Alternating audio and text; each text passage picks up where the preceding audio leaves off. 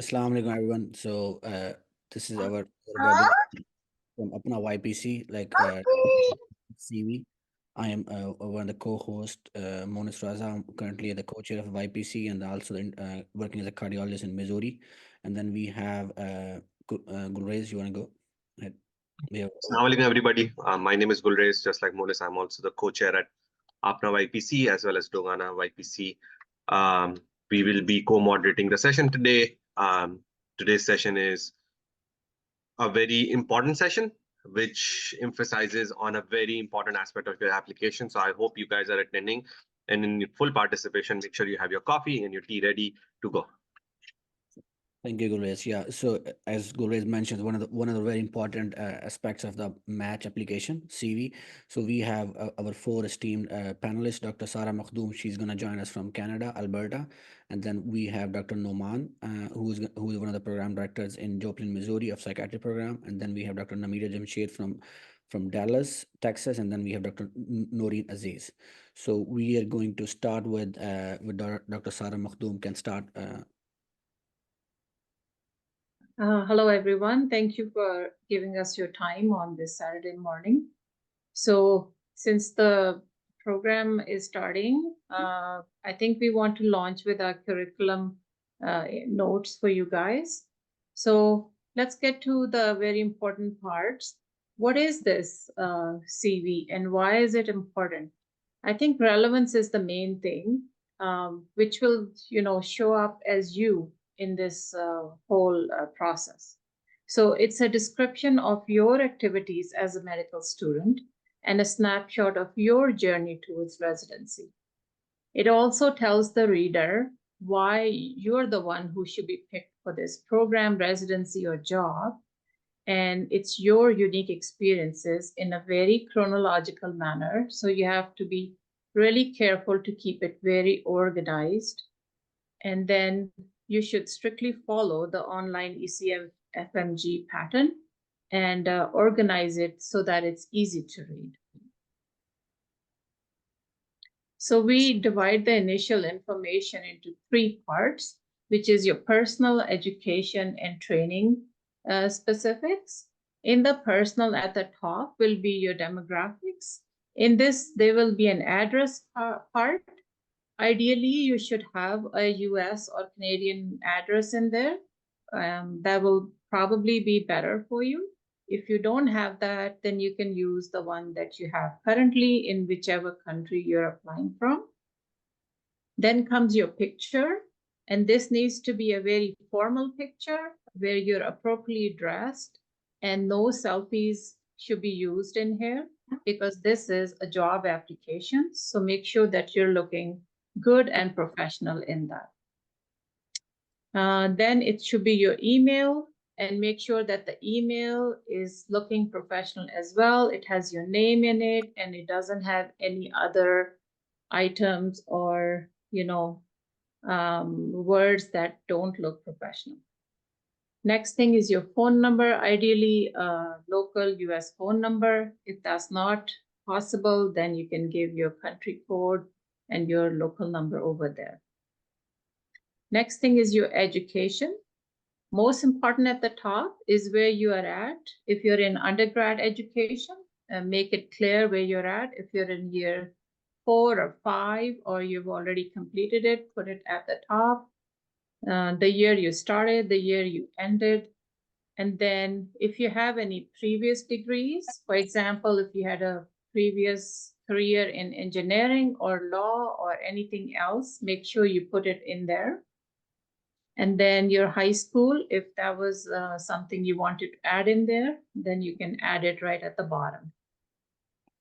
In your training portion, you can do the clinical and non-clinical experiences. And this is very important because here you will put any relevant clinical electives or observerships that you have done.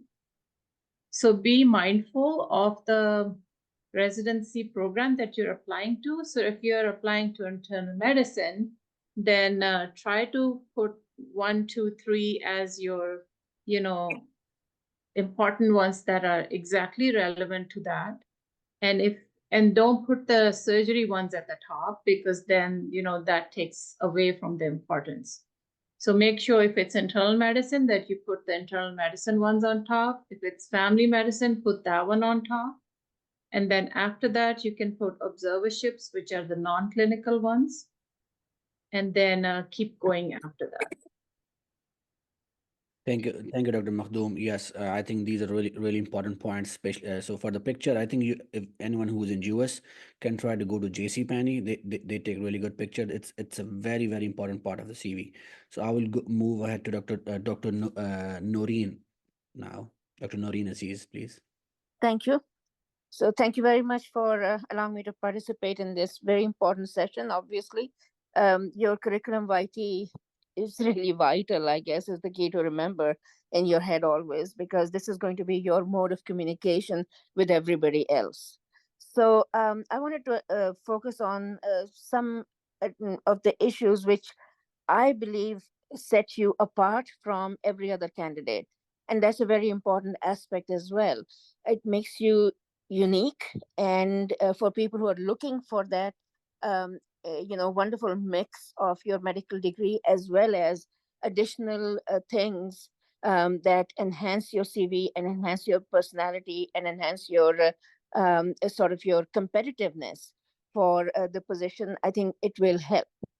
Um, First of all, I'll start with research, very near and dear to my heart, because thankfully, God has given me the opportunity to make this into my career. And I think that it's very important and becoming more important by the day to have some kind of a research mindset as well.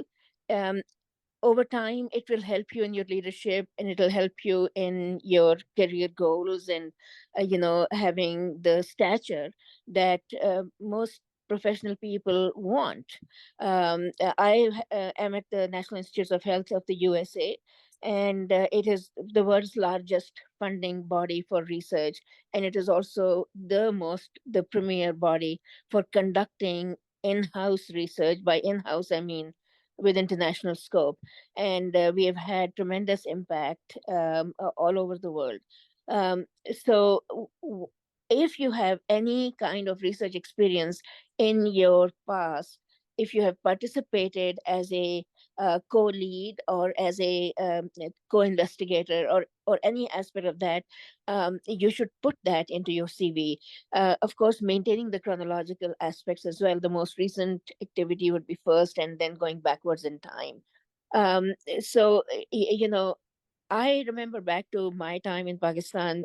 I'm batch 5, so it was a long time ago.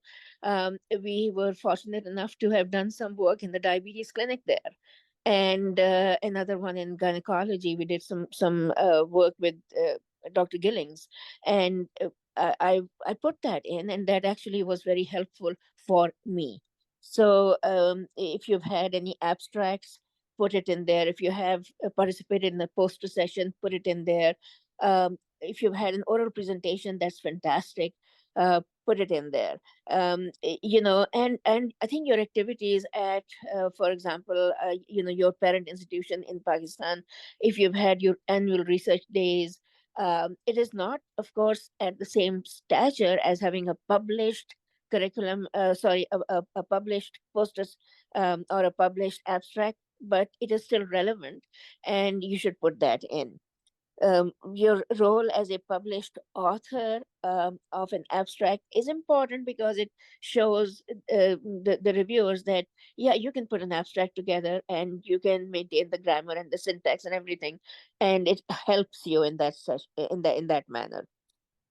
Then I thought a few words on leadership. It is very important over time. You want to be a leader in your field, you want to contribute as a leader, and give back and help those following behind you, in terms of that leadership aspect. So what are the activities that sort of address your leadership capabilities? And that would include your participation in, say, student organizations, the class representative or student government, anything of that nature you put in that. Most medical schools, of course, have representation in the student government and everything. So if you have anything like that, put that in. Your participation in a college council, a sort of like a, not a task force, but sort of like a council that is looking at a certain problem, in terms of maybe not enough people publishing or writing or whatever. I'm just throwing out some examples, but that would be the sort of activity you would put in there. um, then your participation and your role in organizations that take part in activities that could be classified under leadership. So national organizations, international organizations, anything that you did that qualifies, you should put that in, because it will set you apart from other candidates. And then your volunteer activities. This is very, very important, because it sort of speaks to your humanity, if you will, and that you participated in, say, medical camps, or you had a long-term relationship with a non-governmental organization to help them with, some activity, or a, God forbid, a flood situation or a earthquake or anything like that. So your volunteering to participate in that does show your humanity and your commitment to service. Medicine is, by and large, a service profession. I mean, you are there to serve people. It's a sacred, profession. It's not really a profession. It's a sacred calling. And so your activities as a volunteer will show up in that. Even through your mask, if you're, participating in health education campaigns, in a vaccination drive, anything of that nature, that speaks to your humanity. It speaks to your ability to serve and your commitment to serve. And then, because it also helps you mold yourself into your desire to pursue a medical career in some cases. Maybe something you did 10 years ago that was the impetus for making you select medicine as your next phase of education. Next slide, please. Yes. And then there's the extracurricular activities. You put in there any awards you have received, activities that showcase that, who are you outside of medicine as well is important here.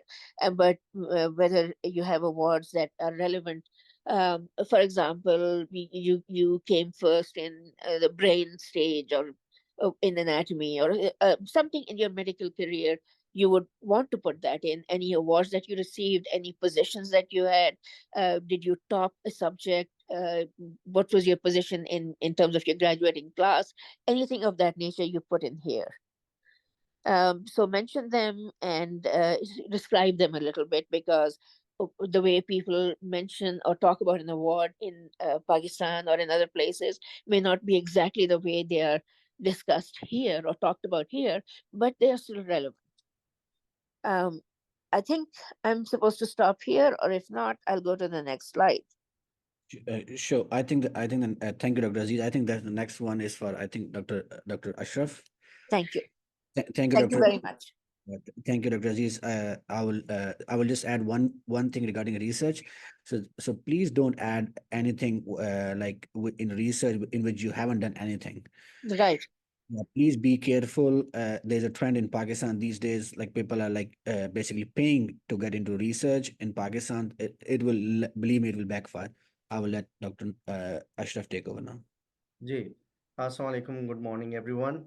So I'll just go through what I do when I'm reviewing a CV, and what that would help you with is I'll share the pointers. So when you are putting together your CV, you can keep that in mind, and you can add those things. So I think some of the information may be repetitive, but I'll explain the reasons why we do it. So first thing is, of course, we look at I'm reviewing the CV, I'll see what address you've listed. If you have listed address from outside the US, that's fine if that's the only one you have and you're applying. But if in case you have an address from the US, then I want to see if it's from my state, if it's from my city. The importance for that is that you already have some sort of either your friends or family in that area, so it's easier. There are more chances that you'll probably consider my program or the programs that are in the vicinity. The other reason is sort of a long-term planning, which every program is looking at, is recruitment. So if you finish the residency, of course, if you're a good resident, or if we are training, say 4 or 5 a year, we hope that 1 or 2 would stick around and work with us as a faculty member. So if you're from the area, like I have some people, we have a school here, they grew up here, they've been here, they were born here, raised here. Most likely, if they like the program and they don't want to do any fellowship, they'll stick around, and that's what happens. After 4 years, they will sign a contract with us. So there's some importance of looking at the address where you're coming from. The other thing is your citizenship status, whether you are a resident with green card holder, you're a citizen, or you will require a visa or not. Then, if you have listed any accommodations on the CV that you would require, are those accommodations that can be made by the program or not? So before we send out the interview, we want to make sure this is the ideal candidate, it's a candidate we can accommodate or not, or there are some things that you think that those are like federally, they can be accommodated, may not be accommodated. So we take a look at that. Any misdemeanor or felony conviction. So you would be surprised. There are things that people put down. So suppose there's an older graduate who defrauded the system, suppose had the full license and then had a CMS issue, and now they have served their time, they want to reapply, but I want to know about it before I proceed with that person. So we take a look at that. Then there's a signal category that comes up, whether you've signaled my program or not. What is your geographical preference? What's your setting preference, urban, rural? I think for people who are coming from outside the US, it's recommended you just leave it blank because you are open to go anywhere unless you have your family, your friends, somebody you really want to be closer to that area. Yes, then mention it. Otherwise, you should be open to go anywhere.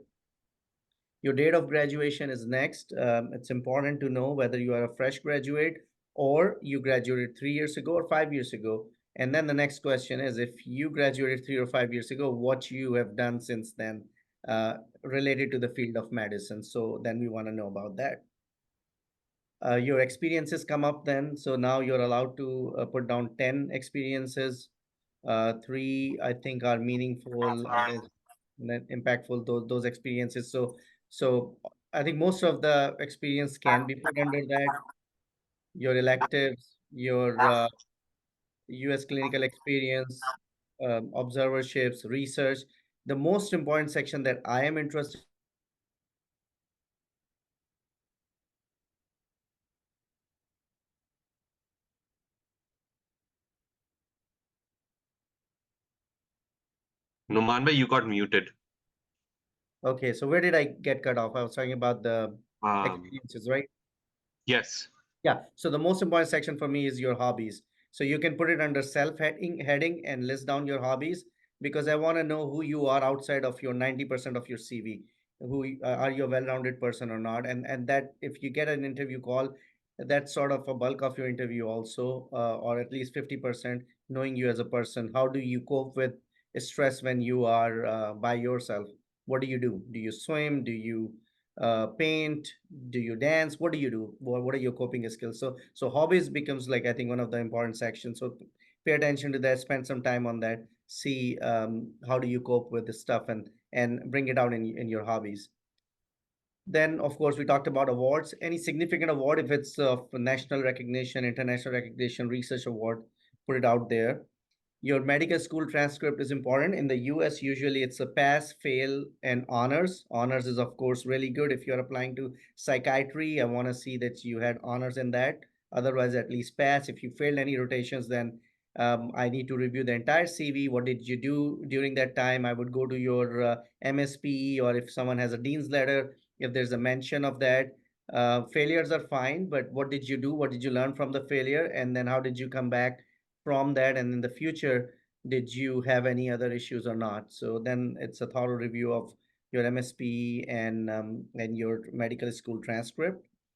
And then the personal statement, I think the most important thing for me in personal statement is your reason and passion. Why did you join um, like the medicine? It's still so there's a different view. Sometimes people think, okay, it's important for getting into medical school, but I think you want to mention a little bit about it is still coming into residency. That sort of becomes a hook for the reader sometimes, and not a whole lot. I'm just talking about 2 or 3 lines. What motivated you, and then you talk about your journey. So in what you have done to get to this point in the field, and what are the factors that keep you going and you still have the passion for the field. And then sometimes people, I've seen a lot of students are doing now personalized personal statements. So if they're applying to my program and they've rotated with me or they've worked with me, they will add a paragraph towards the end that is very personalized. I don't know if that's needed. It's a lot of work, but I've seen that some students do it. Okay, then your USMLE transcript, your scores.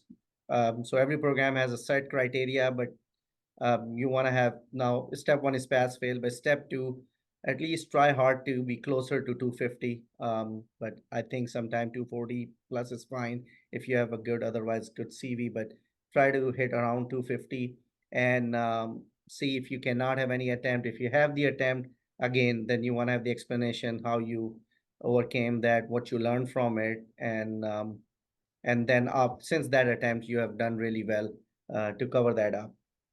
And then your letter of recommendation, of course, if you work with someone from the US, if any student has worked in the US and they have done electives or experiences from the US, always have your letters to be waived. Unwaived letters do not carry that much weight. From Pakistan, we understand if it was not waived, we will still take a look at it. From the US, there's no reason for the letter to be not waived. Everybody knows how to upload it. So send out your ERAS token to the letter writer. I would say keep 6 weeks in your mind. Give the letter writer at least 3 to 4 weeks. So let them know if they can kindly do the letter in 3 to 4 weeks and upload it, and keep 2 weeks cushion before the application. So if you have to rush them and remind them, and it's okay to remind them, everybody is busy. We are doing about between medical students and residents and other people, I think everybody is doing on an average of 40-50 letters in that season. So it's fine. Remind them after 2 weeks, 3 weeks, soft reminders, okay, and let them know that you need the letter and if it was done or not.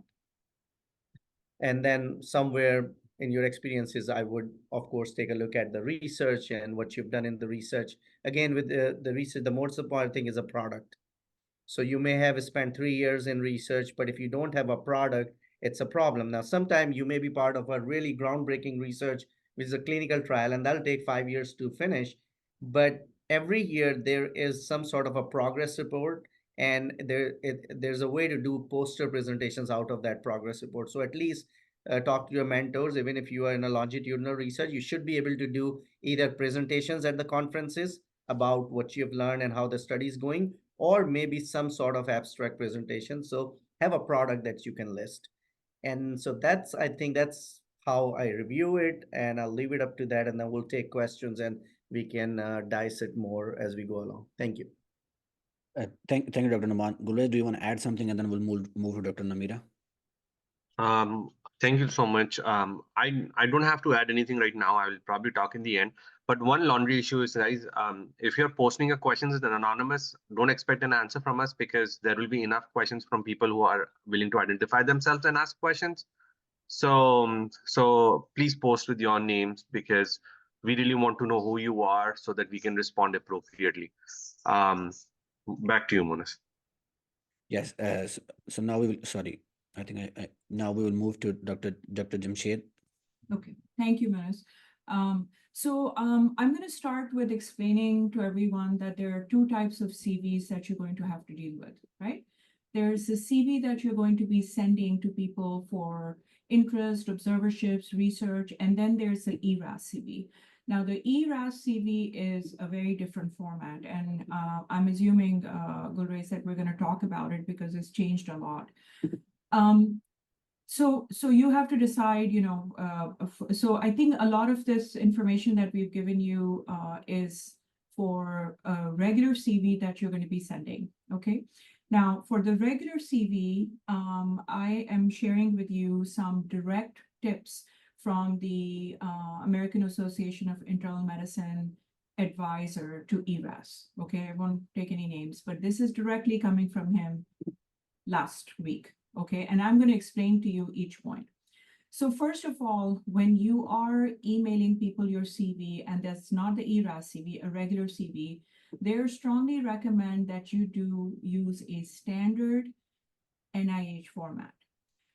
What you guys need to understand, and girls, is that we are trying to narrow the gap between American graduates and us, okay? To be able to narrow that gap, you have to use the language that the American faculty understands.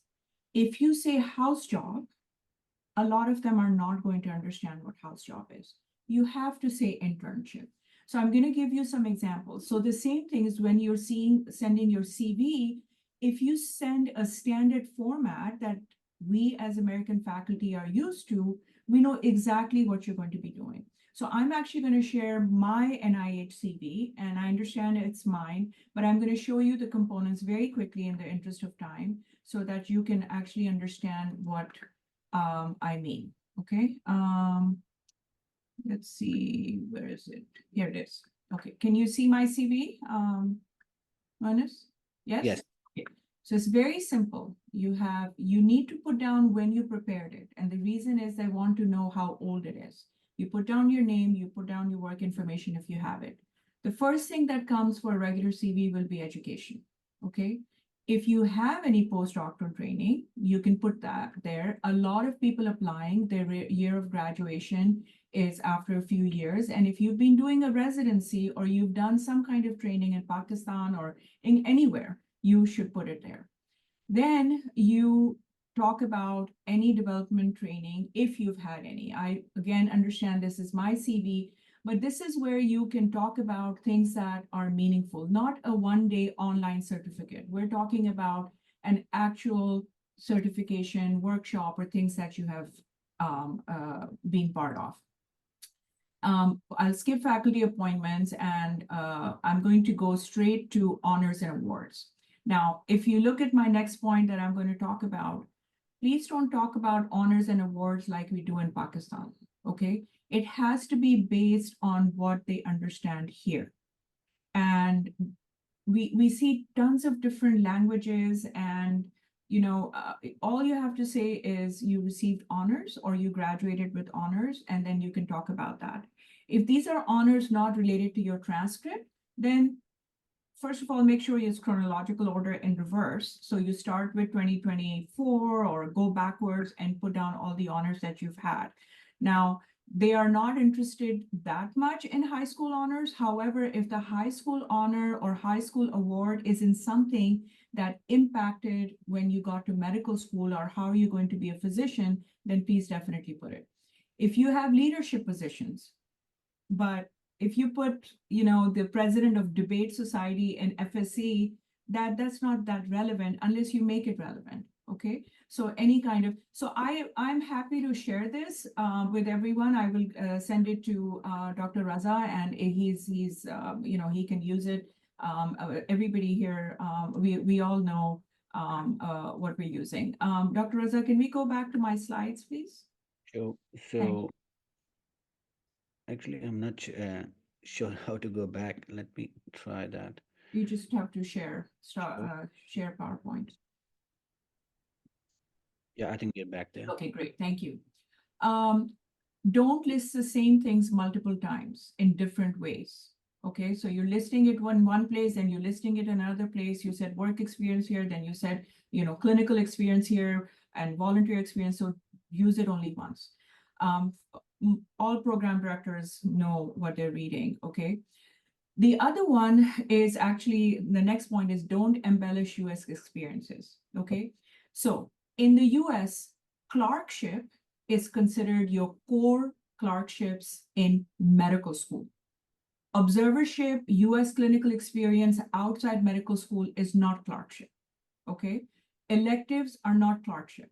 Okay. Clerkship is what you do in Pakistan in your medicine, surgery, and things like that. So please don't call observerships or, you spend a time in your private, this is literally his words, hanging out in a private office, and that was my clerkship. No, that is not clerkship. They're going to see right through it. Next slide, please. I don't know if I can control it, by the way, but I apologize if I'm asking. Use standard English, present clinical experiences the way they would be presented in the US, not by hours or credits or various levels of honor terms that aren't used here, okay? If you have to use them, that's fine. Then you need to explain what that means, okay? You can explain, if you say first honors, I don't know what first honors is. I actually don't know. So you have to explain to me, and you can explain that in your CV. Now, you have to understand and know how to do the CV, because you can see when I showed you mine, you're going to be working on your CV for the rest of your life. Okay? Whether it's for job, whether it's for something else, you're going to work on it. The medical society uses standard formats, and NIH is the safest standard format to use that I showed you. You don't need to make it fancy. Please don't bold it and do this and color and everything. It's very distracting. Just keep it simple. Doctors are simple people, right? So keep it simple. We're not business people. We're not trying to do anything else. That's for marketing and business people. In your ERAS CVs, think about it this way. The only way the faculty who's reviewing your application, so this is how it works. You send your application, and Dr. Ashraf and others can correct me if you're wrong. We've applied filters. Your application comes through filters, okay? Then the program director will tell the program coordinator, okay, assign 10 of these to each faculty who's going to be reviewing it, okay? So I get 10, and I promise you, I will read every word, every letter, everything that's on there. The reason is that we don't want to get a resident that does not fit our program, or there's a problem. If a problem happens and there was a red flag or something else that they were not the right fit, actually the fault responsibility will be mine.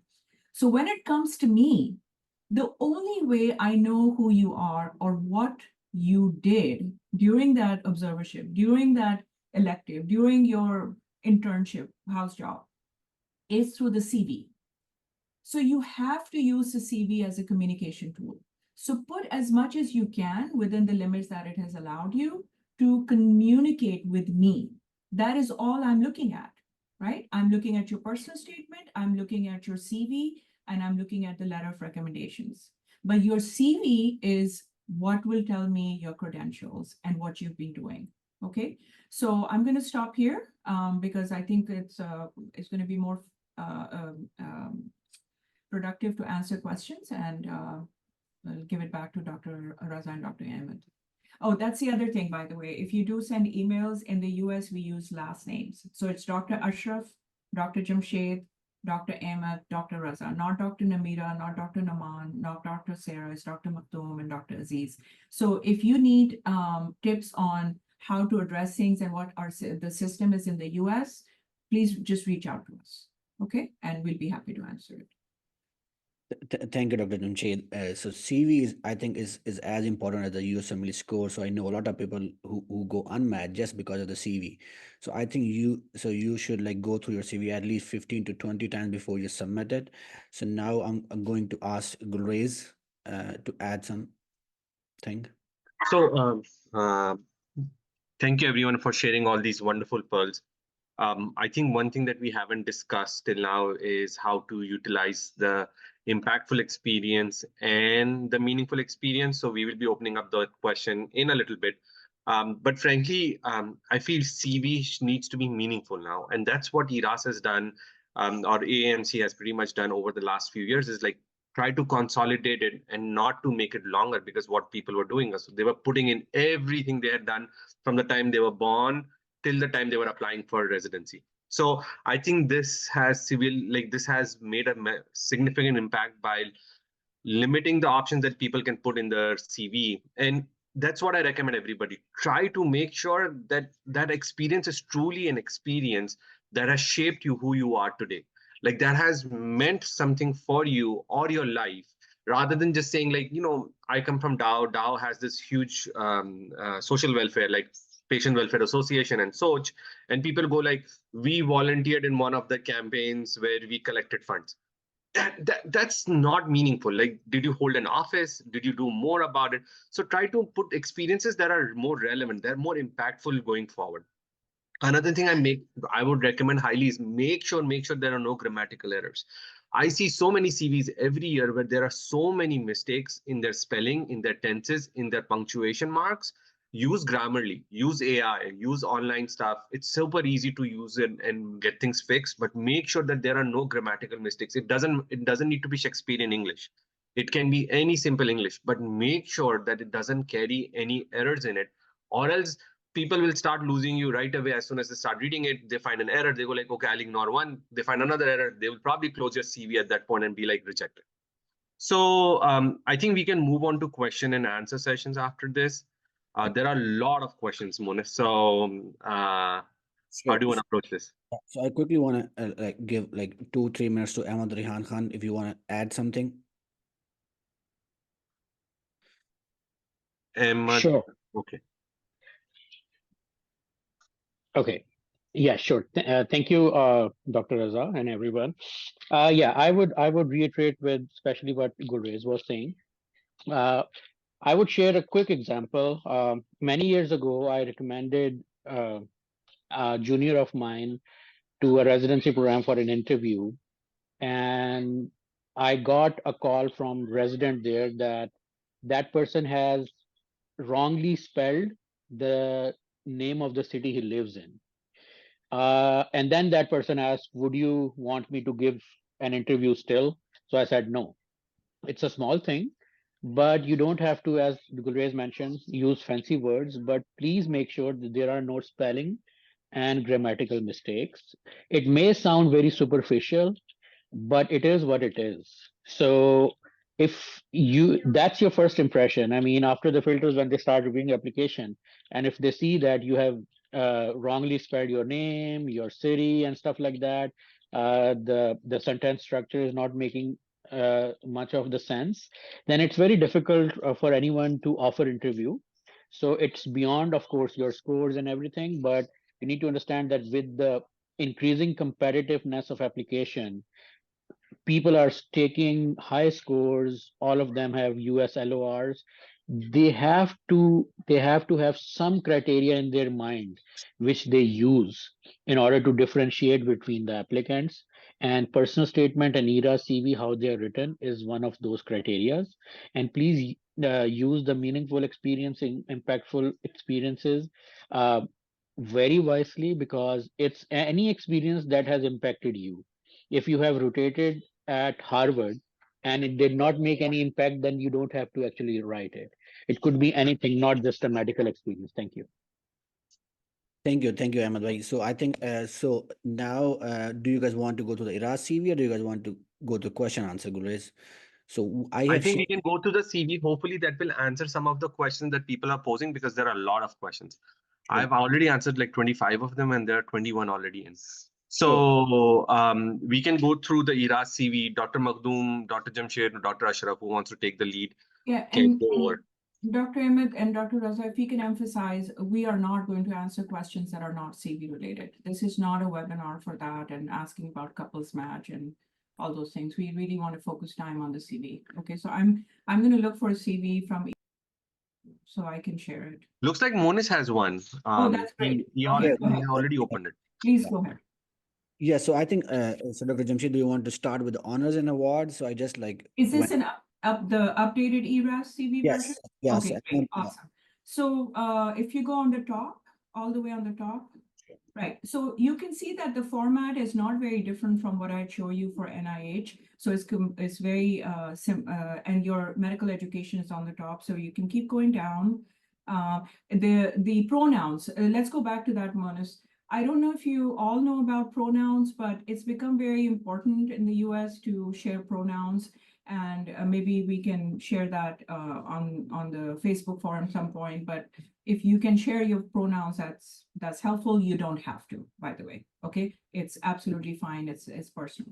Then the first thing they ask is honors and awards. Okay, now if you go down to honors and awards, I think it's fair to tell them that we don't have AOA and GHHS at our school. So this is excellent that somebody put it there. And then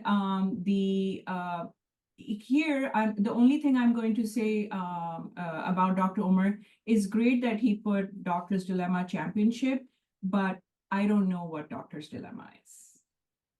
So So, if you could explain what that is, unless people know already, then that would be helpful. sure. Actually, Dr. Jamshed, this is like a fellowship application. Oh, I see. Never mind. Okay. In training score exams should not go in awards. Okay.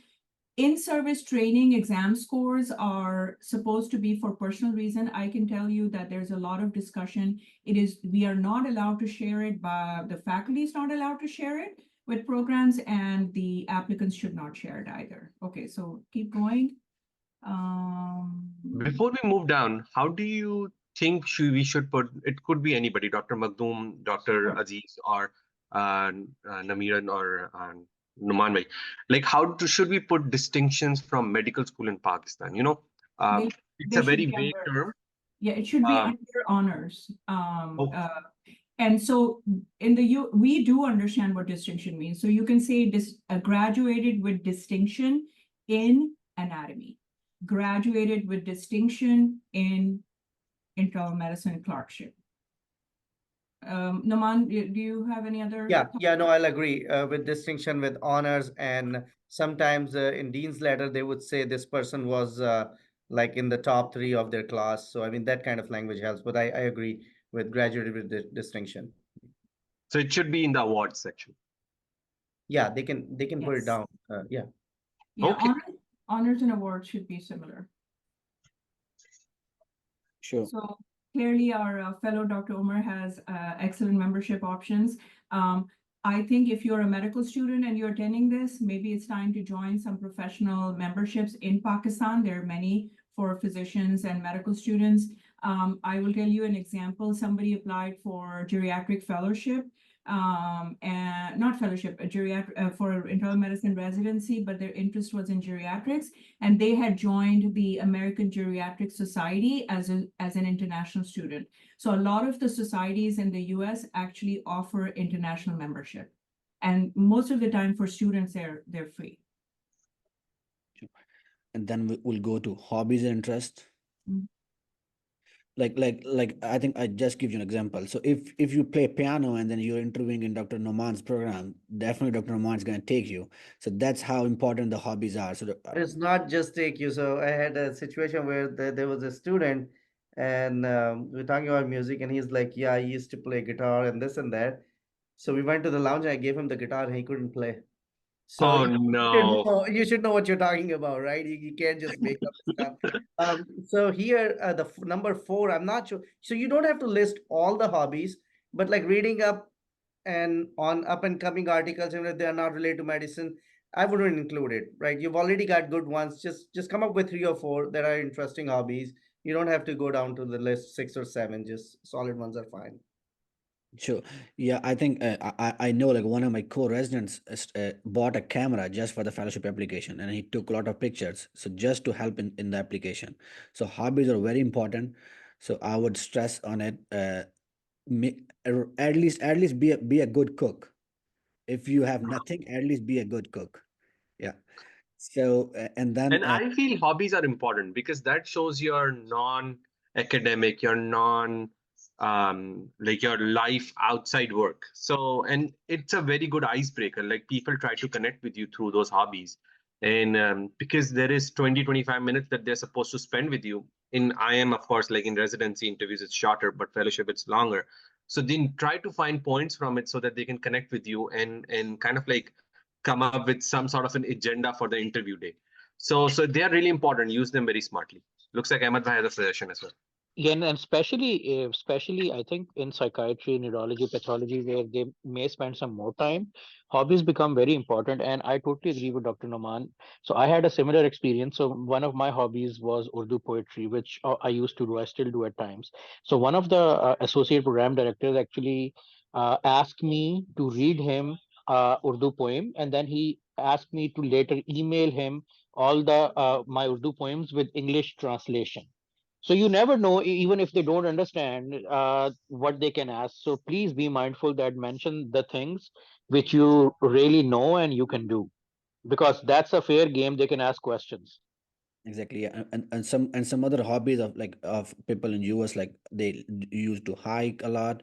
So these kind of stuff, so you can look it up. So maybe if definitely, so write it up, but whichever thing you really know. And quick thing, so before I go, so try not to put anything regarding politics in your CV. Try not, like, even in leadership. So if you are a part of the, like, some political organization like Student Federation in Pakistan which has a political affiliation, don't put that. I would highly encourage to not put anything politically, because so much I think political stuff is going on. Then we'll move to certifications. So I think most of the students don't have like ACLS or BLS certification. So I think it's This brings me to the question that I come across pretty often. Dr. Ashraf, Dr. Jamshed, or even Dr. Khan, both are in leadership positions. So some kids actually end up doing ACLS or BLS just for the sake of putting in the CV. How important do you think it is? So for psychiatry, it's not like, for me, it's not important to give them the position. They have to do it before they start their rotation. So if they've not done it, then we send them for a day and they do it here while they're here. So I actually think that it's okay. I think that you may want to actually say why you did it. So if you've done an ACLS certification, you can describe and say, I did advanced ACLS training so I could be better prepared for my internship year. You know, use it to your advantage. You may think that you just did it just because, but it does help you. So if you've already done it, that's great. It's not going to be a deciding factor like Dr. Ashraf is saying, but if you put one other sentence saying that I did this because I wanted to be better prepared for my internship year, I would think of that as a positive. Dr. Makhdoom, I think, has his thoughts on this. Yeah, so I think everybody should do the BLS, which is the basic life support. And just a few months before residency, it's important to do your ACLS if it's available in your country, because it will be required as something to be done within the next few weeks of starting residency. And it makes it quite stressful if you haven't done it already. So get those things out of the way. Yeah. Make sure that you have those courses. One thing I want to point out is I think it's expensive to do ACLS in Pakistan because there are only certain AHA certified facilities only in big cities. So I usually recommend, if you have the option to do it, do it. If it's too difficult for you to get there and you're doing it just for the sake of your CV, you can avoid it. This is not something that somebody's hopefully screening for, because there is no way you can screen for this. I agree. So Gulrez, that brings up a good point. I think we should talk to Merit. They have put together a course and see if we can offer it through YPC. So let's follow up on that. Sure. So and then so we'll go to training. So I think we already discussed like that. That the Pakistan training will not come into the training. It will be under the work experience. Because training, yeah. So Why? Why, Muniz? Because they ask for ACGME accredited training only. So you cannot put non-ACGME accredited training in the training section. Where? In the training? There is a section for training. It's up. Does it actually say ACFMG? You see here. So ACGME residency, you cannot actually put in non-ACGME accredited trainings here because they ask for your program director, US address, and a bunch of other things. I see. Okay. Yeah, that's only ACGME accredited. Pakistani won't qualify for it. Sure. So okay. Yeah. So I think find that a little odd, and I will clarify that. I'm on the thread for the ERAS as well. I think, Naman, you're probably on it as well, where they have the, right? I would clarify that because technically an internship year is should be considered a training year. And so, for example, in my NIH, I've done 2 internships, right? I did general surgery internship and family medicine internship. That goes under my training. And I understand that's ACGME, but let's clarify that and make sure it looks really good if you have done 1 year of internship in your home country. So if there's any way we can put it under training, we can help our applicants with that. So I'll share that question with ERAS. Sure. Yeah, you can share it, but at this moment, it's only ACGME accredited trainings that can go in that training section. Okay. Dr. Aziz, do you have any thoughts? I think you just unmuted yourself. Yes, I wanted to go back to the research aspect. And so, sure, if you have products, somebody had specified that if you have products, that is relevant. But it's not just products that are relevant. It's if you participated in a research activity and it was an ongoing clinical trial or something, and you were in charge of, say, screening patients or whatever, the aspect of research methodology that you learned is highly relevant. And that is a product if you learned something. So don't just think, did you get a paper? Did you get an abstract? There's more to it than that. If you learned how to, do double data entry, or if you learned whatever aspect of a research design or research process that you learned, it is a product. So I wanted to make sure that I got that point across. Thank you, Dr. Thank you Aziz. so much. Dr. Jamshed has a thought. Yeah, there was a question in the Q&A about unpublished research. You cannot put unpublished research under publications. So the publication part is for published So, research yeah. or poster or abstract, whatever it is. It cannot be unpublished. So it will come under other than publish if it's submitted. Right.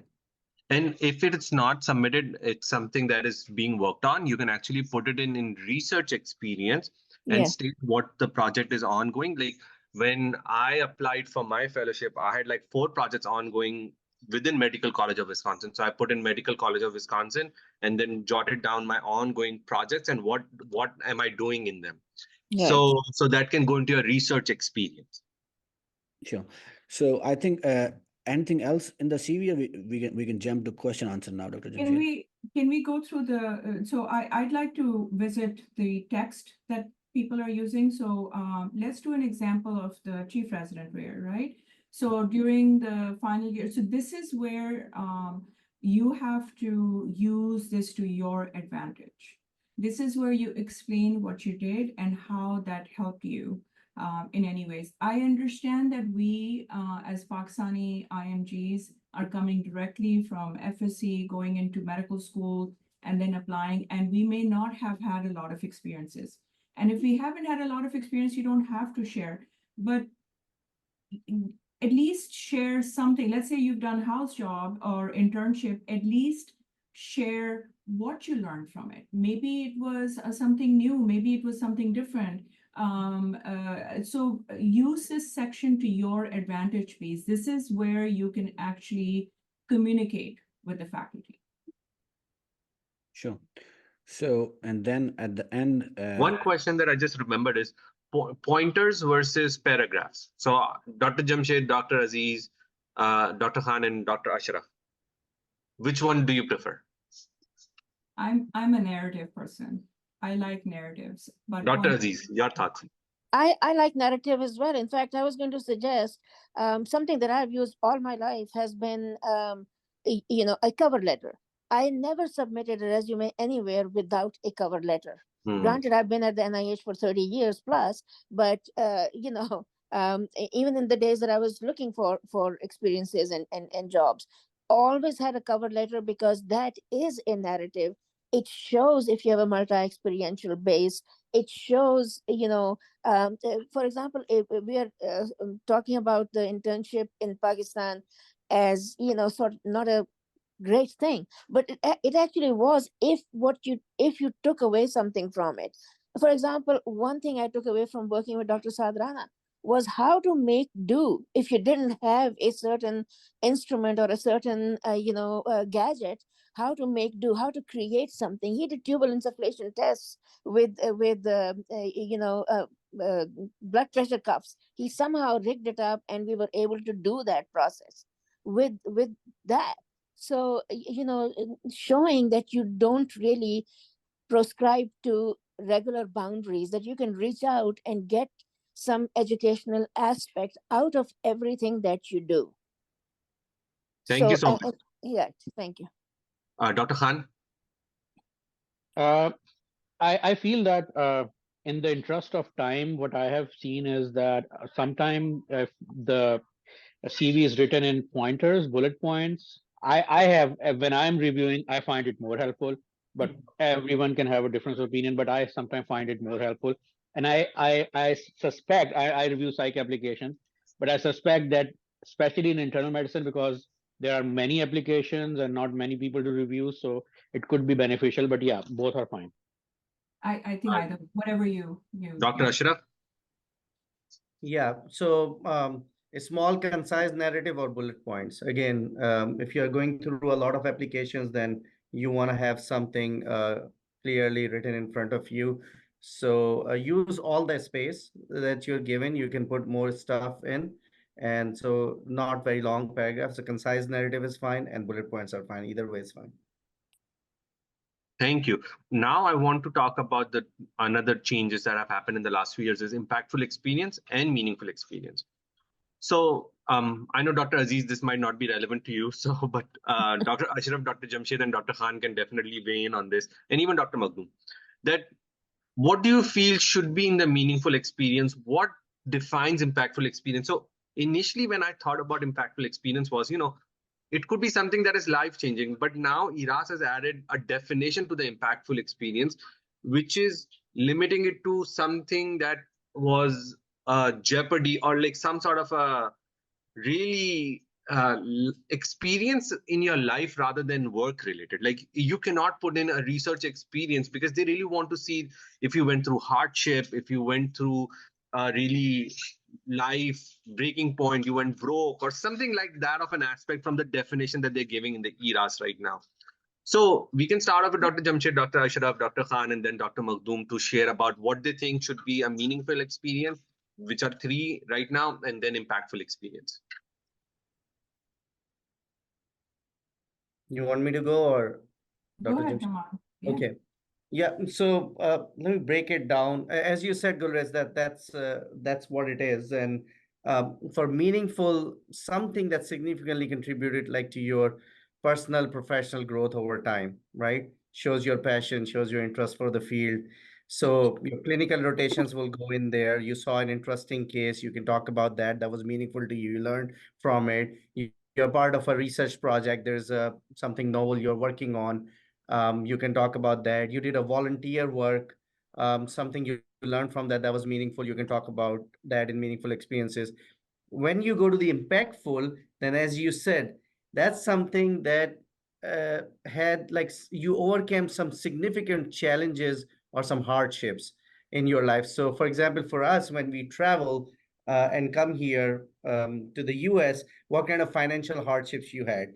Or while you were in school, you had someone in your family who, say, went through some medical illness, and you were maintaining your academic um, schedule and going to your classes while you were also taking care of someone who was sick. So if you went through that hardship and what you learned from it, so they're talking about something of that magnitude. Or, for example, there's a natural disaster and you are the leader of a task force, and now you go and there's an earthquake or a tornado, and you go in there, or COVID-19, and you provide services over there. What kind of things you went through and how it shaped you and what you learned. So I think it has to be some sort of hardship, some sort of challenges you overcame.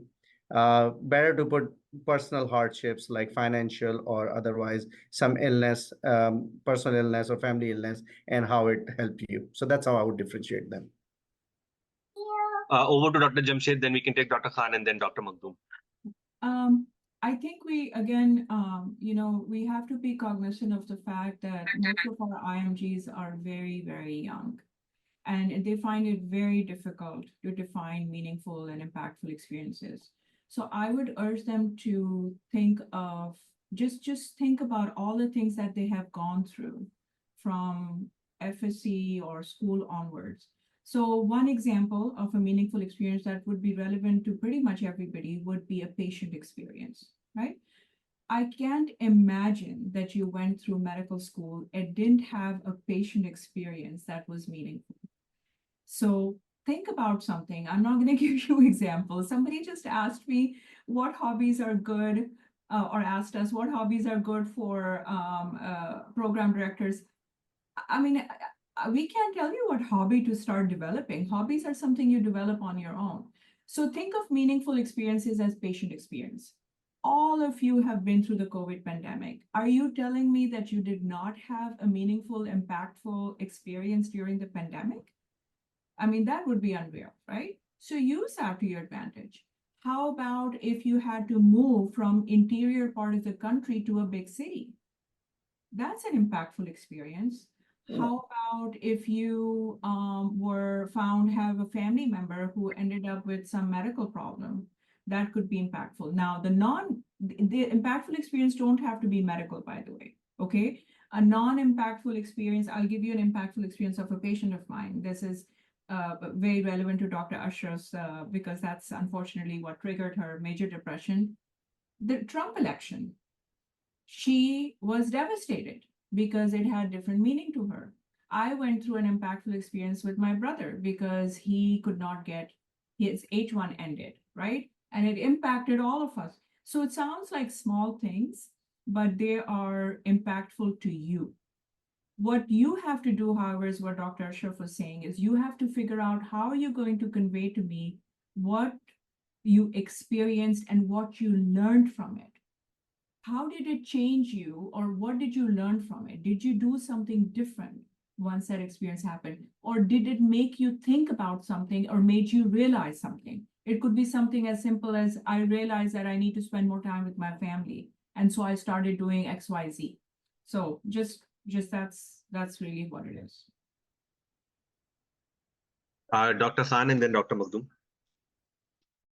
Thank you. Yeah, no, so I have just like opened it. So basically what they are saying is the example that ERAS actually gave is the sum of the impactful experiences, non-medical could be family background, first generation to graduate college, financial background, low income family, community setting, food scarcity, poverty, crime rate, educational experiences, limited access to advisor or mentors, loss of a family member, loss of a caregiver. So it could be anything. It could be a supply in your exam. It could be your visa going to processing. Like if I have to write it, I would definitely mention the 2 times my J1 and H1B were in processing for 4 or 5 months. So it could be anything, but they have actually given these examples on the ERAS website, AMC website. They have given those examples. So it should be impactful to you, and you have to convey how it impacted your life. That's it. Thank you. Dr. Magdum. Yeah, thank you so much. Yeah, it's important to be really honest and genuine about your own life experiences. Don't try to copy paste from somebody else's, because they will ask you to expand on these experiences and then you will stall. So one of the things that I saw personally was a flood in our town, and then how our community got together and helped others to, get them to safety, provided food, provided medicines. So that was a very impactful experience for me and my children. And my son, when he grew up, then he applied to med school and he put that in his application. And it was very useful for him because everybody knew that our town was decimated by the flood. So that was very important for him. Other things that I find that appeal to me, for example, if somebody went through the death of a parent or a cancer diagnosis early on in life and how they dealt with that, and hopefully they had some positive, changes in their life and they got through it. So it's your resilience that should show up and should be mentioned after going through any tough situation in life. So make sure that you make it sound genuine and honest and real, and don't copy from anybody else. Thank you. I would totally agree. Yeah. Monis, one follow-up question. So impactful experience is actually optional. It's not mandatory. So if there, like, I don't think maybe I can put in some part of my life, but if I don't find it genuine enough, do you think that will impact somebody's chances of getting an interview if they don't have an impactful experience? No. Thank you. Monis, do you want to talk briefly about signals and geographic preference? That's also part of your ERAS CV as well, so you can get opinions from everybody about it. So I think signaling I would briefly mention like what I have seen recently with people. So to be honest, so we are being an IMG. So don't try to find those programs in which a lot of people have not signaled, to be honest, because or if you have a strong connection there. So like let me give you the example of Jacoby. So the program director keeps on tweeting that, oh, I want signal, but at the end of the day, like 1,000 people ended up signaling that program. He's not gonna go through the one applications. So try to find like some program where you really know someone, or the other option is try to find like a middle of nowhere program and in which a lot of people are not like signaling. So I will start with Dr. Ashraf. Okay, yeah. So there are 10 signals you will be allowed in psychiatry. I think in medicine is how many do we know in other 15, specialties? 3 gold, 12 silver. 15. Okay. Yeah, 15. So you're going to be anywhere from 5 to 15 in different specialties. Use signaling wisely.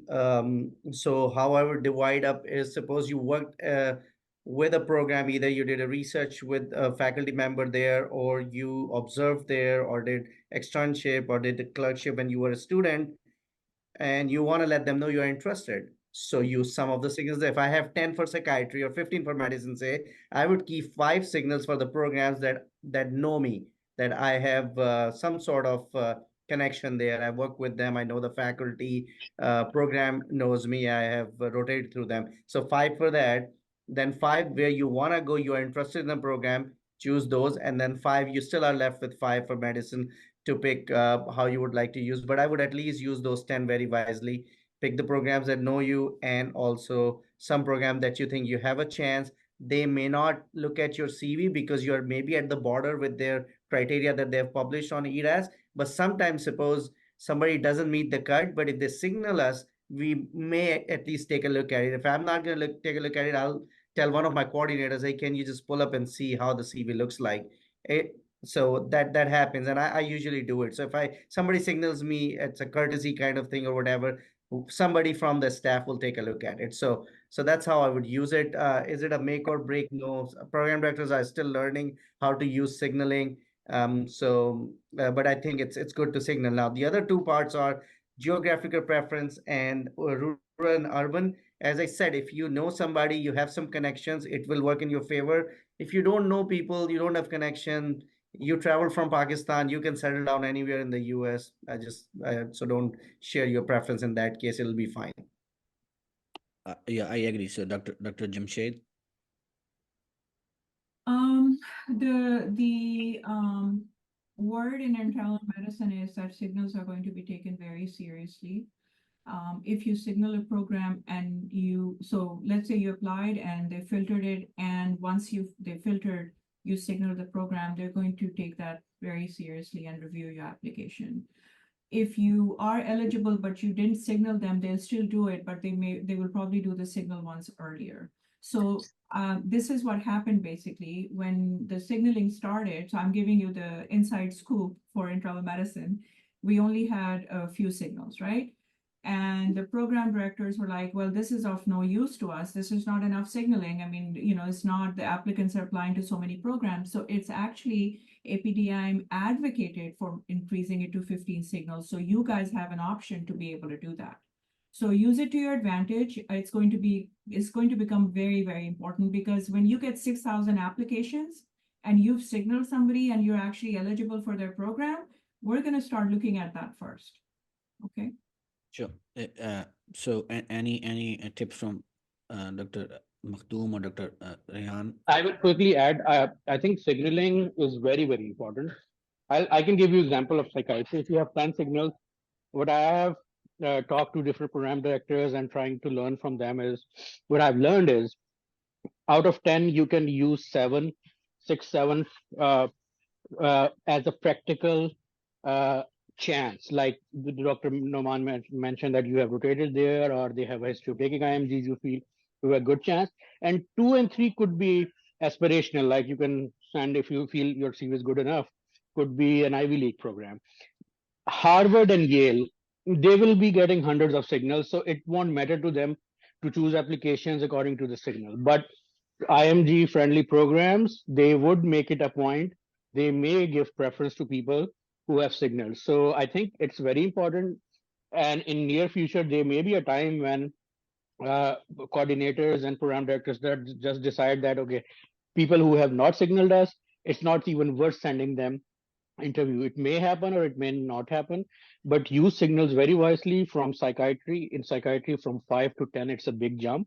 You can use it very wisely. And Exactly. I'm sorry I'm interrupting, but I wanted to add to Dr. Khan's comment. I can tell you of a program that will not review IMG applications if they haven't been signaled.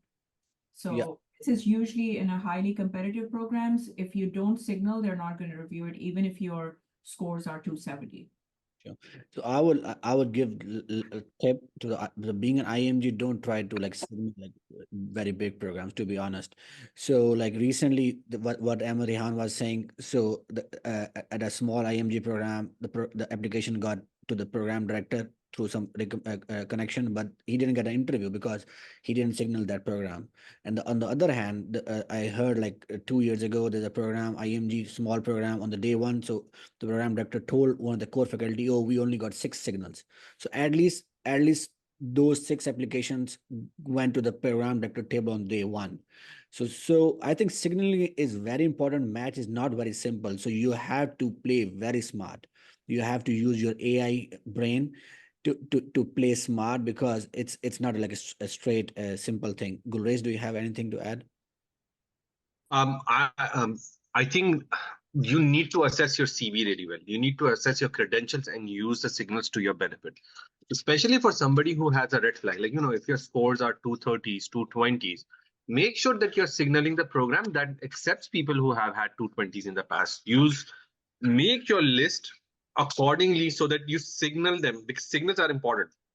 I feel what's going to happen in the future is the program directors are going to use signals as the first pass to understand people who have signaled them, and then filter out the candidates that meet their minimum criteria before going to the general pool of applicants who have not signaled them, and then pick up candidates from there to fill up the rest of the spots. There they have to kind of like reach a minimum threshold of CVs that they review and then invite for interviews. So I feel like make sure, especially people who have red flags, make sure that you utilize those signals really, really well, because that can definitely make and break for you a lot. Don't I feel don't fall for the trap of the fact that some program director is tweeting on X that we will be only looking at CVs. There are a lot of them who are actually doing it, and I think they're doing it for just personal gain so that they can get some followers on Twitter, and then they can be famous. So I would say make your own path. Make your own path so that you you need to do a lot of homework. A lot of things go into this process, and people oversee a lot of these things. Um, so that's what my suggestion would be, to use them very smartly. Maybe the top three, the gold in IM, should be the programs where you know that you have worked with somebody who really liked you and might be interested in you. So use this as gold, and then you can use the rest as silver. The other question that people ask is like, if you don't signal, what is the other program going to see that you did not signal? They will see it as a blank slate. They will not be able to see if you signal them or not.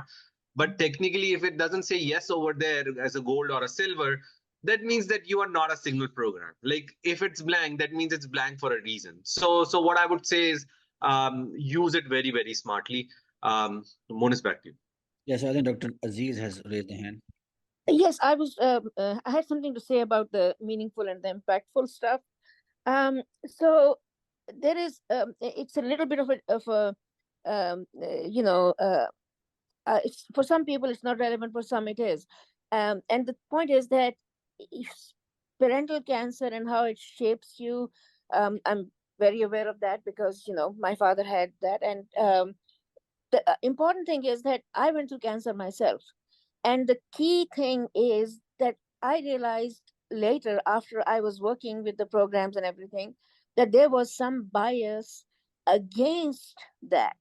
That is this person with a history of cancer going to be able to perform the physical demands of the job and things like that? So be very careful in terms of a personal illness issue, that it is communicated clearly that you are robust, ready to go, you're having 10, 15-hour days or whatever, that indicate clearly that it will not be a handicap in terms of your ability to perform the job. So that's what I noticed a lot, actually. It's not allowed. It is not okay to do that, but there are people who look at it the wrong way sometimes. So we'll go to Dr. Namira, and then if any participant have question, they can raise the hand. Dr. Jamshed.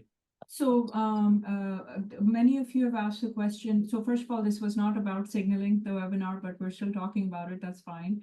But many of you have asked if you should signal programs that you've done your rotation in. Absolutely, yes.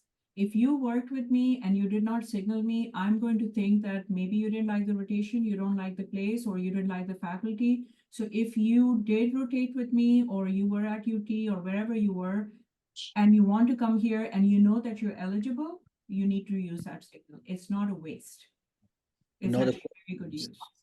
no, the question is, if my friend is already in that program, should I Hmm? still signal that program? Yes. Yes, I can tell you a personal example where I recommended somebody, perfect CV, excellent scores and everything, okay, but did not signal the program. The program director said, we're not going to be interviewing people who haven't, who are of this criteria and did not signal.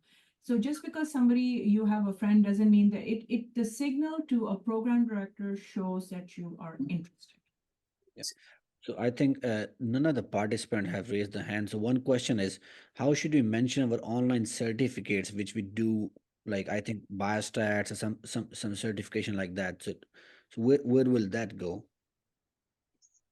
I usually recommend other awards / accomplishments for it because there are a lot of online courses. They really don't carry that much value for, but they look good. So I usually recommend other awards / accomplishments. There is one more interesting question that I've heard before as well. I can get Dr. Makhdoom's opinion and Dr. Aziz's opinion on that first. That should the CV be in first person or third person? What should be the narrative look like? Like this is and I was mind blown by this. I had never heard this before. But apparently it is being propagated. Like, should it be in first person or third person? So Dr. Makhdoom and Dr. Aziz. Well, it is about that person, so they should use themselves as first person. I have never seen it in a third person grammatically. Thank you. Dr. Aziz, of your years of experience, have you seen any third person CV? Okay, so it's always in first person because it's like it's like the Queen's thing, we are not amused kind of a thing. It doesn't look too good. For sincerity of communication, first person singular is the best way to go. However, if there is like some people have a professional brief vita which just sort of contracts everything that you have done, it's usually made by other people, and in that they say Dr. Aziz did this and she did this and she did that. That is different. That is a brief vita. It is not the sort of professional resume or the professional CV that you submit anywhere. That's always first person, and your cover letter has to be first person. Your personal statement must be first person, because otherwise it's insincere, I think. Thank you, Dr. Jamshed. So just quickly, if you don't want to think about it in first person or third person or whatever, you can just simply say, start with manage this as this. You don't have to say I took the history of so and so, especially if you're doing bullet points. If you're doing bullet points, you can just say took history and performed physical exam. Number 2, this. Number 3, this. So you can totally avoid the first person and third person by just stating what happened.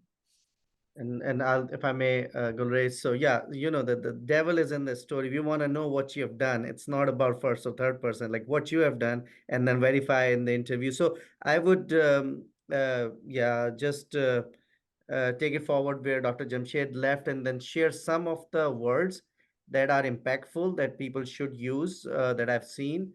So you convey what you have done. So if you've done something around, like you worked somewhere on the unit, you can talk about improved communication skills and teamwork skills, contributed to positive patient outcomes. So like collaborated effectively with multidisciplinary teams. If you're applying to a surgery specialty, adhere to safety protocols. If you're applying to psychiatry, actively listen to patients, validated their concerns, and build good rapport with them. Things like that would help. So work on that. Find out those action words, and then work on improving your CV like that.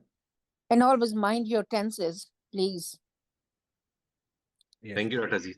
I have a very interesting question. I don't know how to answer it. If someone loves serial killer documentaries and they My want to add it to their hobbies, should they add it or not? I think this is a very good question for Dr. Khan and Dr. Ashraf. I'll quickly add one thing. So I have I was reviewing an applicant, and then that applicant, we were interviewing that applicant. So that applicant actually mentioned that one of the hobbies is adopting online pets. So that was the first I heard of it. Now I was fine.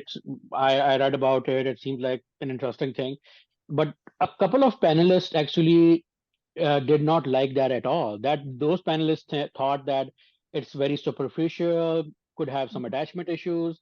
So what I would say is that just be a little bit mindful about mentioning these things, that some people may like it and some people may not like it at all. So you don't want to come off as someone who could be rather atypical or stuff like that. That's what my personal opinion is. Dr. Ashraf. Yeah, I think Ahmed Rehan probably nailed it. But if you're talking about anything suspense, so what Dr. Jamshed put down, what is the hobby? Is it like, are you curious about learning and reading about this area? And then for me, if you're applying to psychiatry and you back it up with, I'm interested in forensic psychiatry. So it may make some sense that that's your interest area, and you learn about how these cases and case files, how they appear and how you deal with them in the courtroom and all. So there may be some relevance, but as Dr. Khan was saying, just be mindful of there are so many other hobbies that are usual and people can connect with you on that. Anything that's out of the norm, it's always a two-edged sword. Some people may like and connect with you, some people may not like it. So you have to just think through it. So I think I think next, Dr. Jamshed has a So thought. just very quickly, a hobby is something you spend significant amount of your time doing. So if you're watching serial killer shows, significant amount of time, I'm not sure how that looks. And interest is something that you're interested in learning more about or like doing on and off. And I have zero hobbies. I don't have hobbies. I don't have a hobby. My father has a hobby. He builds airplanes. He does aero modeling. My mother has a hobby. She does gardening. She spends hours doing gardening. But I'm interested in Islamic history. I'm interested in, I guess some people can say running is a hobby, and running. So please understand that when you say it's your hobby, you're spending a lot of time doing that task. But you can have multiple interests and one hobby, or zero hobby and multiple interests. Everything is not a hobby. thank you, Dr. Jamshed. So one other question. So there's Monis, do you want to take a live question first? there is someone. Yep, there is. Amna, you should be able to talk now. Right. Thank you so much. So although you guys did touch upon it earlier, but I'm still a little confused. So for example, I have an FCPS from my home country, but I cannot put it in my postgraduate training because it's not ACGME accredited. Can I still put it in the higher education since it's a postgraduate degree, or I'll have to squeeze it in the clinical experience? I think someone mentioned that there's a spot of non-ACGME training now, because when I There's have been. posted this question to ERAS, and I'm waiting for them to respond. The listserv, we can post it, but if you what you're saying with the new CV, you can only put non ACGME. There needs to be a section for non ACGME training.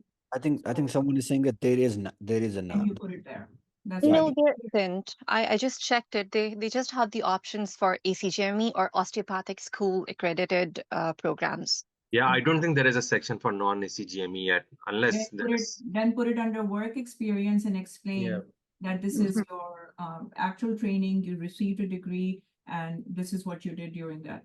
Those And Amna, it cannot be higher education. Higher education is master's or PhD or like a certificate course, and clinical training does not unfortunately fall under higher education. yeah, I Thank you. see. good question. So whoever has questions, please, you can raise your hand and we will let you have the mic and priority. Monis, you can go back to questions. So there's a one question. So there's a guy who got like visa rejected for like 5, 6 times. Now he's working as a research scholar on J1, and like his application, everything got delayed for 1, 2 years. So should he mention something about the visa cancellation in the CV or or something there or no? Absolutely. Do you think I he don't should? know. I don't agree with that. Go So I ahead. saw that and I feel like it's a double-edged sword. Yes. The thing is, you are sitting in US now, so it might be different because you're already here. So you're probably not leaving. That applicant is on a J1 right now in Visa Mayo Clinic. rejection is no business of anybody else. You need to explain the gap, Hmm. but you don't need to say my visa was rejected. I mean, that's not something. I mean, if your visa was rejected, what am I going to do? I'm going to ask you why your visa was rejected. I think Dr. Jamshed, what it meant was if it was 2 years, then it may have been in processing and it can be used as an impactful experience. That it was a hard time, that it was in processing for 2 years. But yeah, I agree. If it was rejected, then of course it was rejected. I would not Yeah, use the word reject. I would say I was unable to receive the visa to do this. So therefore, for these 2 years, this is what I did, and this is what I learned from it. Strong words like rejection, and think Yeah. about what Dr. Ashraf told you. You have to think about the words that you're using. You must use the right words. So stay away from words that are so negative. I failed. Instead of saying I failed, you can say I was unable to pass, or I unable to achieve the score required to pass a rotation. Therefore, I had to repeat it. And once I repeated it, I was able to get really high scores, whatever. But yeah, okay. I think an impactful experience that makes sense, of course. Thank you, Dr. Jamshed. So next question is Ramsha. I think Ramsha, you can talk now. Hello. So I have a question regarding signaling. I do understand that we have in 15 signals for the IM, but as an average IMG applies to more than 100 programs. But we have only 15 signals. So although when we signal those programs, they do consider, but what about the rest of the programs we are applying to? Like, we should use the signals wisely. I do understand it, but what about the remaining programs? So, Ramsha, this is exactly why we've added signals. The program directors here are exhausted. And so choose your signaling wisely. Now, the other programs that you have not signaled, what will happen is they're still going to, if you're eligible for that program, they're still going to review it. But instead of getting, let's say they like your application, they're still going to go through it. Instead of asking you to interview in October, maybe they'll ask you to interview in January. So it's just going to be, they're going to review it later. Now, there are certain programs who will not interview at all, but like Dr. Raza said, those are the highly competitive programs, right? They're not going to interview. So most likely, unless you are a competitive applicant, I shouldn't make any judgment on that. You're not going to apply to that program. So you don't need to worry that because you didn't signal, they're not going to interview you. It's just for us, it makes it easier for us to start reviewing in internal medicine those who have signaled first and then go down. So they know that your IMGs apply to 150, 200 programs. That's what they're trying to bring it down to. They want to reduce that. So. Sure. So the programs will be extending interviews to candidates who have not signaled them, most likely, because it's impossible for you to get the right pool just from the signal pool. Exactly. But thing is, signaling is one thing that will get you through one of the first barriers to be highlighted. You will be highlighted in that program. So make sure that you use it wisely. The next question is Ariba. You can go ahead. Hi, first of all, I want to say thank you so much, everyone. This has been a great webinar. I had a question. Before we were discussing about geographic preferences, and it was mentioned that IMGs should do that. They don't have a preference so that they get interviews everywhere and all of that. I wanted to know, my brother is doing residency in Michigan, so that would be East, Northern, Central. Do I pick it and then in the box that they gave us, should I mention that my brother is doing residency there and that I also want to be in the same area, or should I just stick with not having a preference? So if I were you, I would signal that program and not use geographic preference. Okay. So that Okay, way, thank you. programs in Michigan know that you're interested in coming there. If you are eligible, you think you're eligible, you're applying for those programs. And if you don't specify geographic preference, then the other programs that are outside Michigan will understand. Again, right now, geographic preference, at least in internal medicine, is an iffy sort of thing. We don't know what to do with it, but a lot of programs are leaning towards looking at candidates who do want to be in that area. So I would recommend that you signal those programs as opposed to putting that as your geographic preference. The only problem or issue I had with that is I will not be applying in internal medicine, but rather family medicine, and they don't have a lot of signals. Correct. So that's why I wanted to do that, but I understand like Yeah, and the same thing for family medicine. So you would signal the programs and the rest of the programs are just going to be, they'll review your application, just like Dr. Emmett said. They'll review it based on your eligibility. So, okay, thank you. yeah, she's trying to. So, do we have signaling in family medicine or not? We do have it, but No. our signals are limited. I think we have I think 5. Yeah. Thank you, Ariba. Saira. Saira, do you want to ask the question? You can unmute yourself.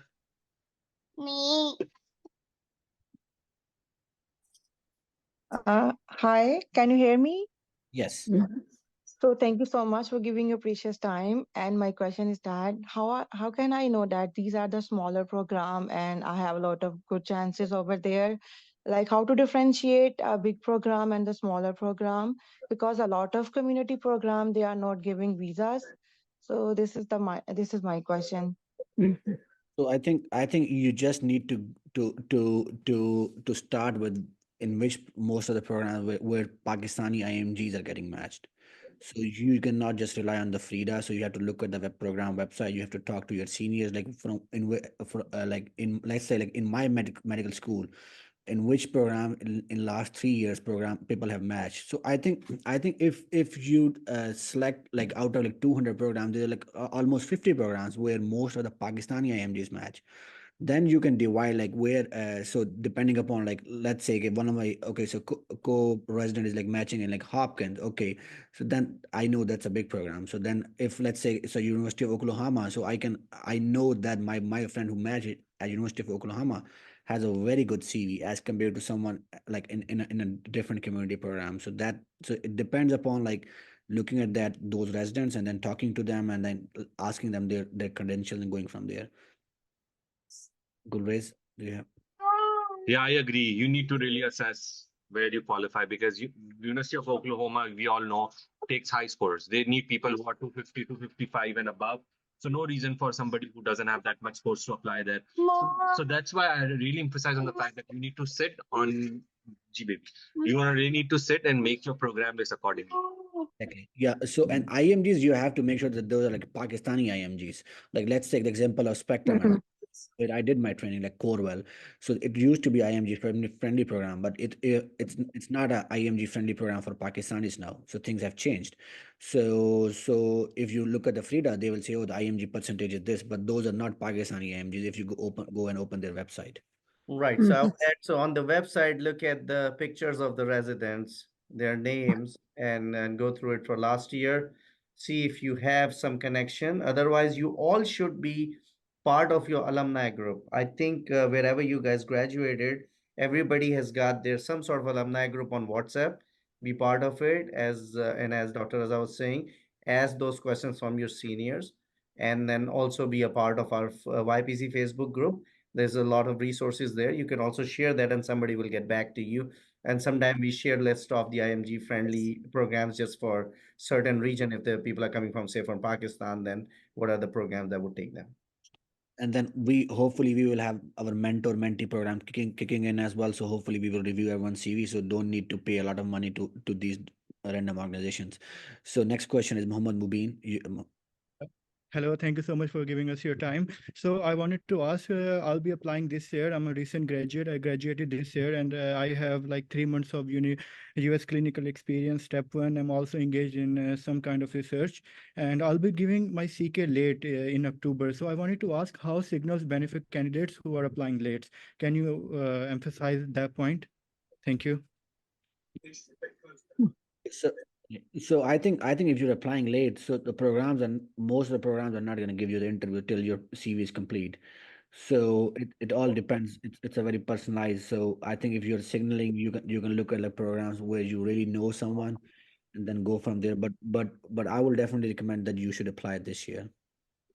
All right, thank you. And what you would do is you would send a cover letter or a letter email of interest. Once you have everything completed, you send it to the programs and let them know that your CV is completed, and talk to the coordinator so they can download the full CV. So the next question is Danish. Am I audible, please? Yes. So, thank you so much for the wonderful session. My question is, if you don't have the opportunity to do observerships or don't have US LORs for this session or this match, is it wise to apply if you have got good scores in step 2, and if you think you can make it in the interview, even if you get 1 or 2 interviews? So is it a wise thing to apply? Like, even if you don't match, but if you get to know more about the ERAS and hold the application process, you'll be better prepared for the next session. So is it a wise approach to apply in this session? So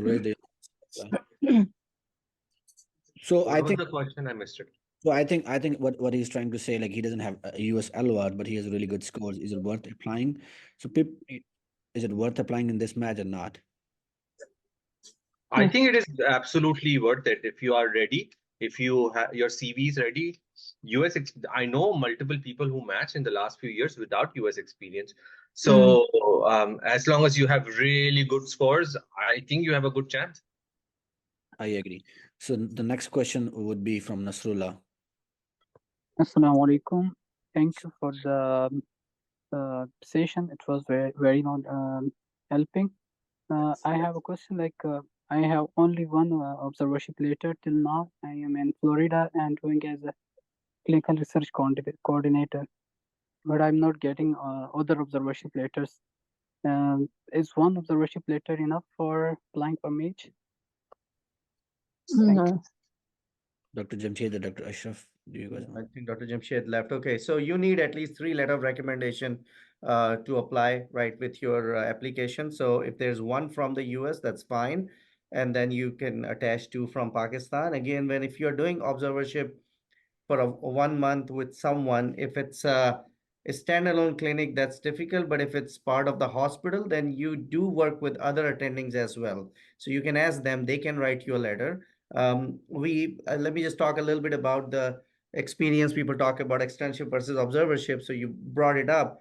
There's a way to make your observership meaningful, which means you show your interest, you do some presentations there, you work with the faculty, start a research project over there. So when they write your letter of recommendation, it becomes a meaningful letter of recommendation. So if you don't have anything and it's only one chance, give your 100% there.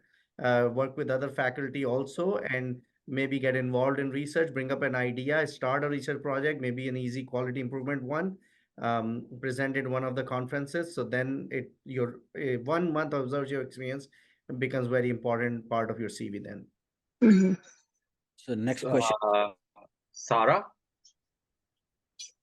Hello, thank you so much for conducting this session. My question is that me being at a 5-year of graduation mark, I have quite a few experiences in my CV, but as we can only select 10 experiences, there could be a possible gap. And I wanted to ask that how insignificant of, how much of a gap would be considered insignificant?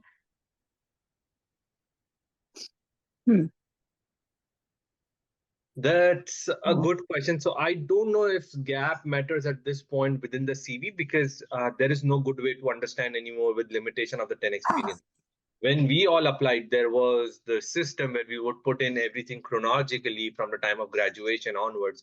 So it really didn't matter at that time. So I think what would matter in your circumstances is what have you done that is meaningful enough in the last 5 years to justify that you're 5 years out of graduation and now applying for residency.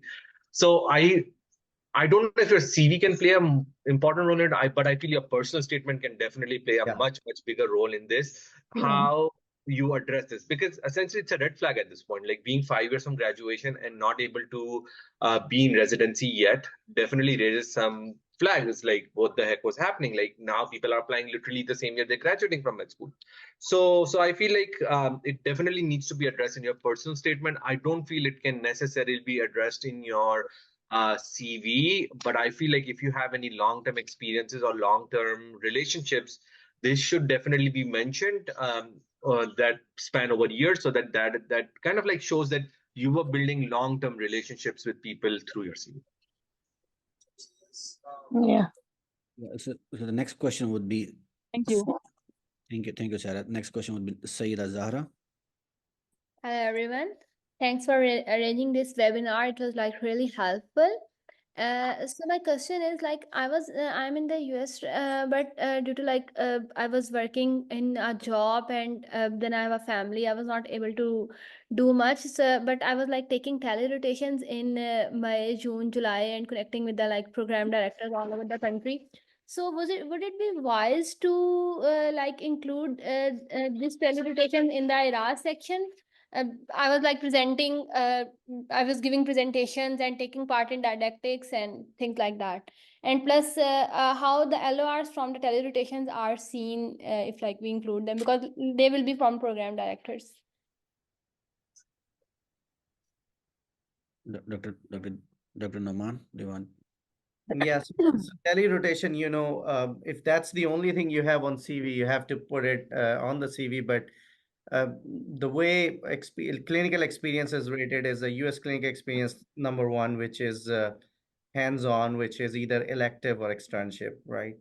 Then it's observership, and then from observership you go into the tele-rotation. So this is the order of importance. If you don't have anything else, you have to go with it. You have to mention it.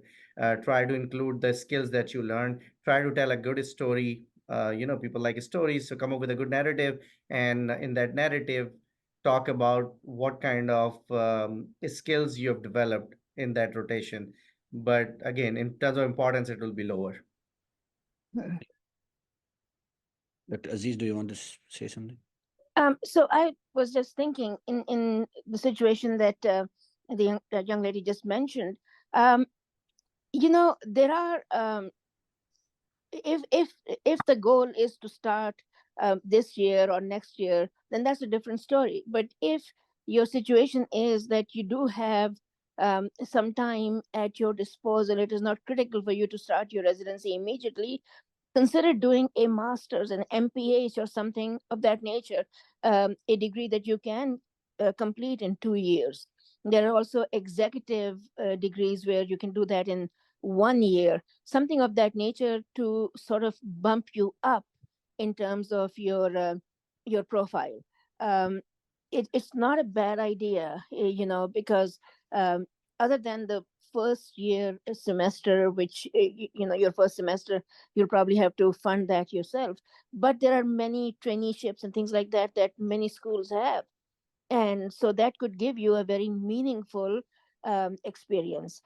Just a thought, because obviously you have been dealing with life as it happens to people, and you have different priorities. There shouldn't necessarily be a handicap, I guess, is all I'm trying to say. If you can put in a meaningful experience, that will bump you up in terms of your ratings and your qualifications. So, One thing I want to point out is I understand life happens. You have to spend, especially our girls, our females have yes, family circumstances that they end up in the house. US system usually does not like that aspect. Like, no, over here, you work all through your pregnancy, and then you are supposed to be back at work within 6 weeks. 6 weeks Yeah. is it's not even a norm. Like, residency programs are cutting it at 2 to 3 weeks, that you have to be back at work, and then you have to take paid time off. It's really sad, but the US system does expect that people will be working, and just because of the family circumstances, you being at home and doing tele rotations can be going negatively against you as well. Even Yeah. though your LORs are really good and that's what you did, I would still use it. I will do it. COVID was different circumstances. Now things are all open again. You can go to any clinic, you can go to any hospital, do those rotations. Kids can go to daycare, kids can go to their grandparents, kids can go to they can stay with the father, or sort of like you have to work things out around. But unfortunately, this expectation needs to be reset, that you can be at home and expect to match. It's not possible anymore. It's getting so competitive that people will be like, you will be competing against probably hundreds of people to get that one spot. So you need to understand that aspect of everyone needs to understand that aspect. Monis, I think we are almost at the 2 hour mark. I know there are endless questions. What do you want to do? I think if we want, we can take one more question from, or we can just go with the ending remarks. Doctor. I think we can take one question from Fatma Bashir. I think she's next in line. Yeah. Assalamu alaikum. Thank you so much for the opportunity. I'm sorry I joined late, but I'm glad I could. I have two questions actually, so I'd be grateful if you could address them. The first one is that if somebody has two US LORs, can they attach the third LOR, being the IM cell, the internal medicine structured evaluation letter from the chair of your medical school? Would that suffice? And the second would be if given the opportunity, should one go for another rotation and get it done before September, let's say mid of September, and get a third LOR, or take time to study for step 3 and then go later to take step 3 and then maybe miss the chance of getting another LOR, because I think by that time I would have given the application in. Can we upload an LOR after we have submitted the application? So that's my question. Thank you. Yes, we can upload the letter after the application. I would say if you have two use clinical LORs, so I would stress upon the step 3. Then, but at least apply with 3 LORs. I think some programs have this requirement of 3 to 4 LORs. You can add like as you mentioned, IMCL letter, and then you can upload the 4th letter later on as well. But definitely step 3 is more important, Dr. Noman. Yeah, the letter recommendation do not have to be all from the US. So take some from Pakistan, anybody who knows you well, and you work with them, and they can talk nicely about you in the letter. Just get one from them. It's totally fine. You got 2 from the US. That should be more than enough. And one thing is, just make sure that your application is complete. Like, you are applying with at least 3 letters. Don't wait till the last day that your letter is popping up and so incomplete applications can be screened out as well. So make sure that your application is complete, please. Dr. Aziz. I concur. Great points. Just don't waste any opportunity, and make sure your application is complete. Make sure that your verbiage is proper, grammatical, tenses are not mixed up, present, past. Is that just look at everything with an eagle eye. Pretend that you're somebody else reading your own CV, and you'll pick up things that you never deemed possible. So you have to be extra critical of yourself and make sure that what you're saying makes complete sense and is professional and correct. So thank you, Dr. Aziz. So we will conclude here. So we will just get the closing remarks from Dr. Makhdoom, and then everyone. Yeah. Yeah, I just want to wish everybody the best of luck in this process. It's very long and grueling, but it's totally worth it. Make sure that you're financially ready for this and emotionally ready for this, and you have a good support system, because in the end, that's what will get you through this. So yeah, we'll keep seeing you in different webinars. Thanks for having me. Yeah, Dr. Ashraf. Yeah, hi. I just want to summarize some bullet points from today in 1 minute. So again, be clear, be concise. Your CV should be easy to read. try to highlight things that people ignore, like your leadership skills. If you've served anywhere in any leadership capacity, your volunteer work is important. Try to highlight, again, come up with a story narrative that would be helpful here in the CV, but also in the interview, and try to highlight all the skills that you achieved during that experience. Then showcase your academic professional achievement just like you would do normal. The 10 experiences, again, the see why these experiences are significant and how they have prepared you for residency. So keep that in mind and then write down the 10 of those experiences. Your request, I had already said, request the letter of recommendation early enough. And if they are from the US, even from Pakistan, there are lots of faculty members who understand, and some have been trained here. Get the waived letter, give them your ERAS token so they can upload it from their office. Your professional photo, we talked about it. It should be the one that reflects how you would present yourself in an interview. So think about it, your interview day, just dress like that and then take the picture. Proofread your CV and also have someone else go over it so there are no mistakes. I think Dr. Gulrez Ahmed had mentioned, use the Grammarly, other softwares to help you just pick up if there are typos or grammatical mistakes. Use signals wisely. I like what was said. Use most of them for the programs where you have rotated, you've known people, and then maybe some aspirational signals. And know your CV. Be honest, because you can put down something and hopefully you get an interview call. But then during the interview, if you cannot back up, that will be a huge problem. So just be honest, put down things that you know about. If you are part of a project, especially research project, just put down what you can back up, whatever you have done, and the skills that you acquired. If you put too much, and then in the interview, if the person asks you, okay, so you were part of the statistical analysis, or how did you do it, or you came up with the methodology, so walk me through the methodology, you need to know about it. And a lot of time when we ask candidates, this is what happens in the interview, they cannot talk about what's on the CV. So again, with that, stay connected with your support system. Be a part of the YPC Facebook group, be a part of your alumni group, so you can get the support, you can get the guidance, you can get the mentorship, and then good luck with the journey. Thank you. Dr. Aziz. Thank you. I really enjoyed the session. I hope it has been helpful. And again, I completely concur with what everyone is saying. I think the grammar and the tenses, I'm sounding like an English teacher, which I'm not, but it is really, really important, because it is off-putting when it is awkward, or people can't read it properly, or have a negative impression just because they think that, oh, well, it's not put together as well as it should.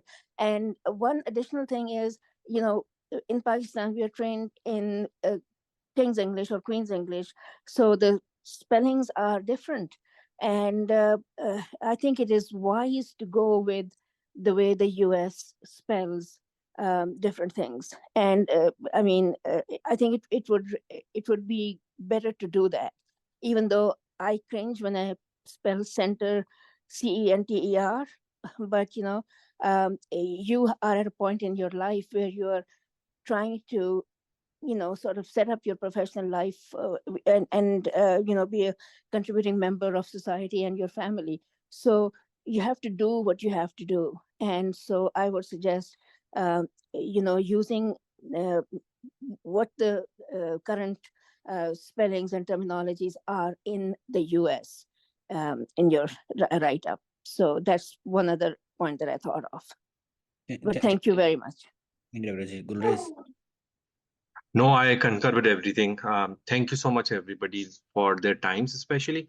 But things that Dr. Aziz and Dr. Ashraf kind of pointed out is like, make sure you're prepared for this. Make sure you're investing your time into this. Don't take these things lightly. These are the things that will get you a residency spot. I have never seen a candidate. So there have been instances where somebody had an amazing profile. They tell me they have 260s, 270 scores, and yet they went unmatched. And when you look at their CVs, you realize, like, oh, this is probably the reason that they went unmatched. Make sure that these things you prepare early, get them reviewed by your seniors, and make sure that they're in order before the deadline, because applying after deadline reduces your chances of getting spots further. Back to you, Monis. Thank you, everyone. Thank you for your time. So I agree with all of these points, and so I think we from APPNA YPC under Sadiq, but we are gonna hopefully will start mentor-mentee program soon. I think we'll review everyone's CV, and we are here to help everyone, and irrespective of alumni, and so anyone hopefully we should be able to get the program rolling in soon. So, and good luck for everyone. And we are more than happy to answer any question on the APPNA YPC Facebook group as well. Thank you. Thank you, everyone.